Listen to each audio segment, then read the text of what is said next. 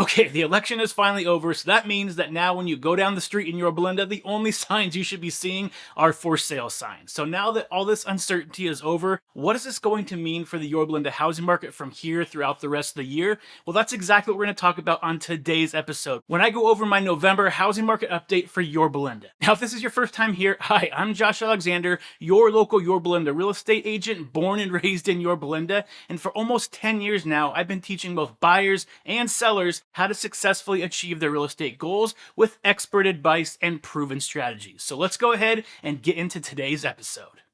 Okay, so like I do in all of these episodes, I'm not going to bore you with a bunch of graphs and data, and we're just going to really cover the things that you need to know about if you're thinking of buying or selling a home sometime in the near future. So first, let's go ahead and start with the inventory in Yorba Linda. So over the last month, we did see inventory continue to go down. It went from about 94 at the beginning of October. Right now, we're hovering around 90. So it's not a giant difference, but we are seeing that trend downwards, which is expected this time of year as we start heading closer to the holiday season. Now, on the demand side of things in Yorba Linda in October, we saw 62 homes close, which was definitely an increase compared to the prior month, which is at 54. So it's a pretty significant increase, and we'll go over exactly why that happened in a little bit. But we did see demand numbers go up in October. However, that's probably not going to be the case going forward. And again, we'll go over that in a little bit on exactly why.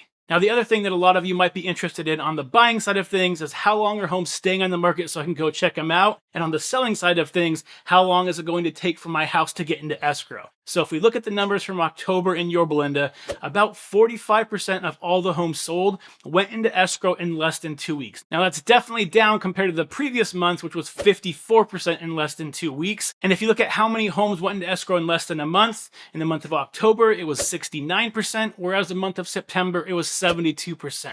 So we are seeing the market slow down slightly in Yorba Linda. It's taking longer to get homes into escrow. However, the average days on market actually hasn't changed from the previous month. It started at 35 at the beginning of October, and as the first week of November, it's still at 35 days as the average it takes to get most homes into escrow right now.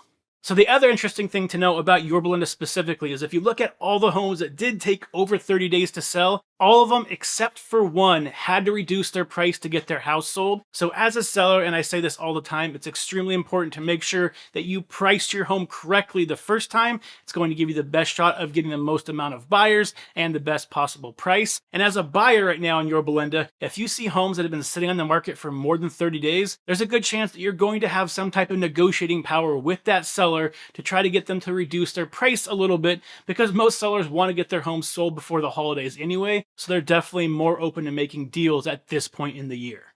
Okay, sorry for the interruption, but really quick, if you're finding this information useful and you want to be able to get a step-by-step plan put into place to be able to help you either buy or sell your home sometime in the next couple of months, feel free to click the description below where you can find a link to my calendar and schedule a free 15-minute discovery call where we can go over and get that set up for you so you can achieve your real estate goals. Now let's go ahead and head back to the show.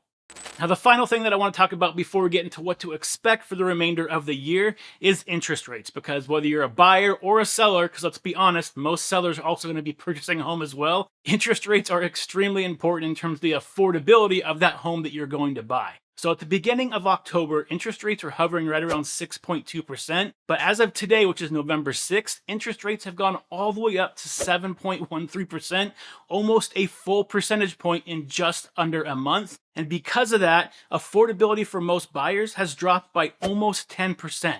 So it's definitely going to be harder for a lot of buyers to be able to purchase a home as they go through the month of November than if they purchased a home at the beginning of October. Now, going back to those demand numbers I was talking about for October, one of the main reasons they were so high in October is because when you look at it, most people that are closing homes in October actually went into escrow in the month of September. And the month of September is when we saw those extremely low 6.1, 6.2, 6.3% interest rates. So we had a bunch of buyers jumping in the market, getting into escrow, and then all of those escrows were closing in the month of October, which really boosted up those demand numbers and how many homes sold throughout the month of October.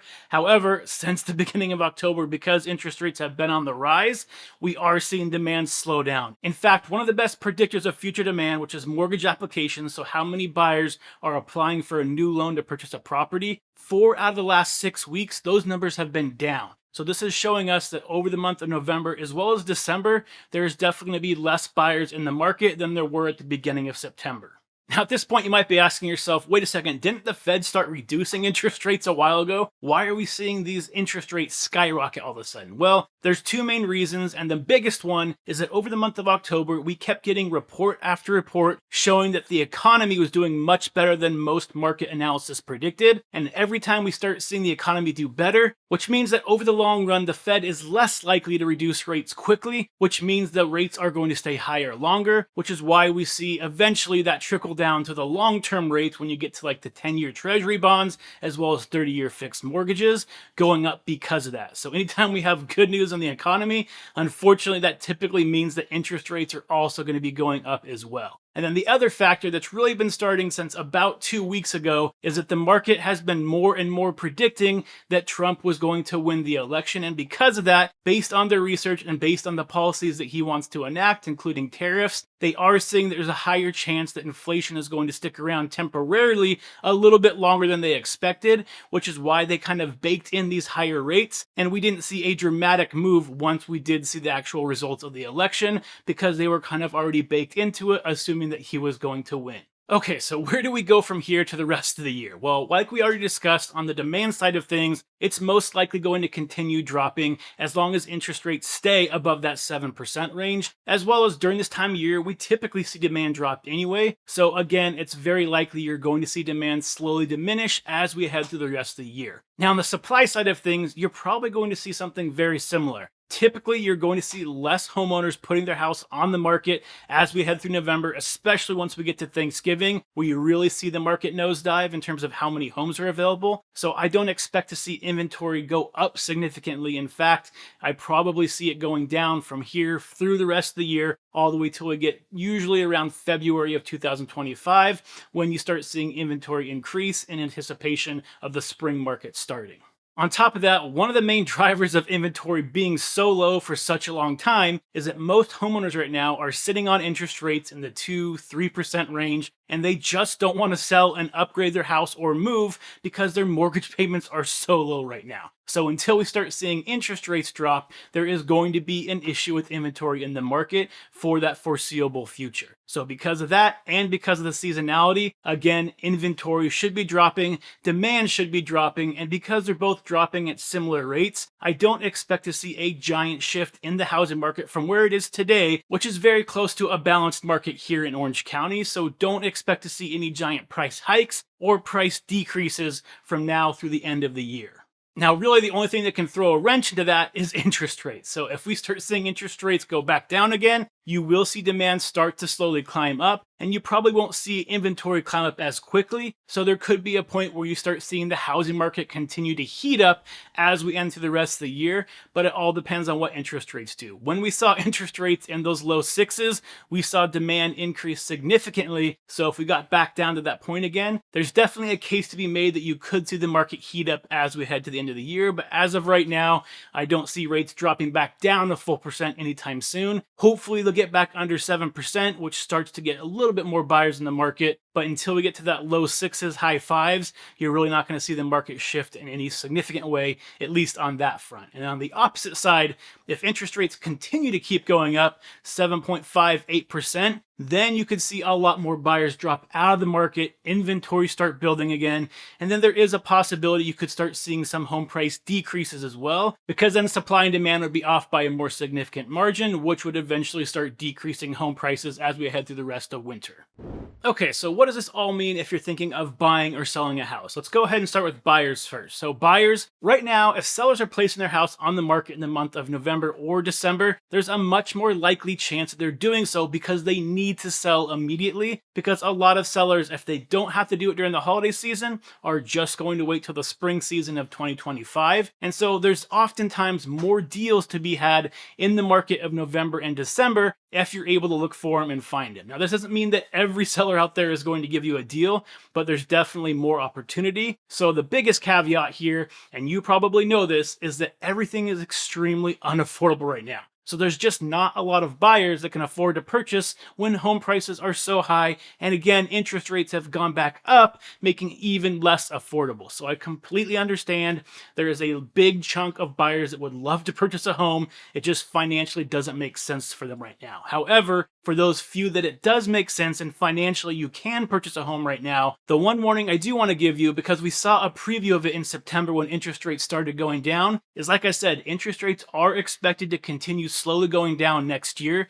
And if we get to a point back down to the low sixes again, we already saw what happened in September. You had a lot of buyers coming out because homes are getting more affordable. We were seeing multiple offers on homes again. So there's a very good chance you're going to start seeing home prices go back up. And even though inventory is also predicted to go up again next year, because most homeowners still have those locked-in interest rates in the 2 or 3% range, unless we start seeing interest rates drop below 5%, a lot of them are just going to sit still on the sidelines, not sell their home because they love that payment and they don't want to give it up, which is going to constrain inventory for the foreseeable future as we head through 2025. Again, unless we see some crazy drop in interest rate, which right now we really aren't expecting. Most economists are expecting by the end of next year, we might see rates back into the high fives again. So we're not really expecting to see them drop so significantly that it's going to spur a bunch of home sellers all at once to place their house back on the market, because at that point it would make more sense to do so.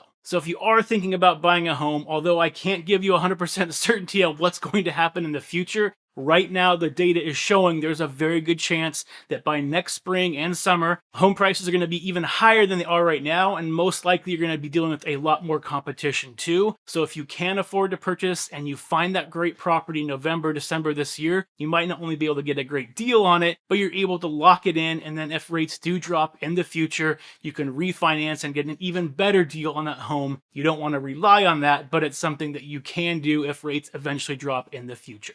Okay, now on the selling side of things. So sellers, because we saw interest rates shoot up so quickly and so unexpectedly, it's definitely downshifted the market a little bit. However, if you need to sell your home right now and financially it makes sense for you to do so, because we still are living in mostly a balanced market, if you get your house on the market, you price it correctly, and you market it correctly, there's a very good chance that you can still get your home in escrow in less than 30 days and be able to get it closed before the end of the year. However, if you don't need to sell it this year, there's definitely a good case to be made to wait until early spring next year. Because again, most economists are predicting that interest rates will continue to fall over the next couple months. And like I said in September, we saw once rates got down to those low sixes again, a lot more buyers entered the market. It created more of a frenzy. So although I don't think you're going to get a much better price for your home between now and early springtime, because you're probably not going to see a lot of appreciation, you will most likely be able to sell your house faster if you wait until spring next year versus doing it right now. Because again, as long as interest rates continue going down, you're going to have more buyers entering the market next year to take advantage of that once we get into the more active spring market of 2025. So if it's extremely important to sell that home as quick as possible because you're making payments on it, you no longer live there anymore, then definitely you can still sell it right now. However, financially, you're not losing money on that home every single month for the rest of the year. You might want to wait until next year during springtime to be able to sell your home. Typically around the end of February, early March is one of the best times to start getting your house back on the market. And if that coincides with interest rates being a little bit lower, that's just going to be better for you, getting your house sold a little bit faster and ultimately a lot less stress as well.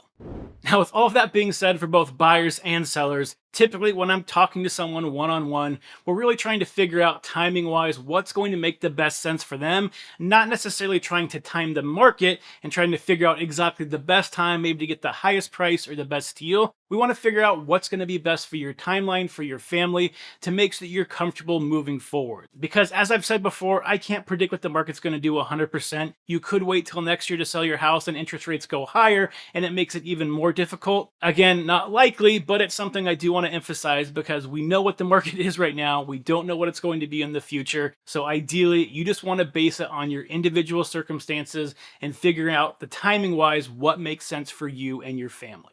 Now, if you are thinking of buying or selling a home in the next couple months and you do want that one-on-one type of consultation to help you get that game plan together so you have a clear vision of exactly what you need to do step by step to get to that real estate goal, feel free to click the link below in the description where you can schedule a 15-minute discovery call with me so we can start setting up that game plan to get you to where you want to be on your real estate journey, free of charge. Find a time that works for you. I'd love to be able to have a conversation. And if you're not quite ready to have that call yet, there's also some free links to get you some ebooks for both buyers and sellers to help you navigate the process so you're just more familiar with exactly what you need to do as you start that real estate journey. Now, if you want to get some more data and insight on typically what happens after an election cycle that following year, feel free to click this link right down here while I go over that in more detail. And if you are trying to purchase your house for the first time and aren't familiar with the new commission rules for real estate agents, I definitely recommend you check out this link right here because it will give you all the information you need to set yourself up for success. So until next time, stay happy, stay healthy, and I'll see you on the next show.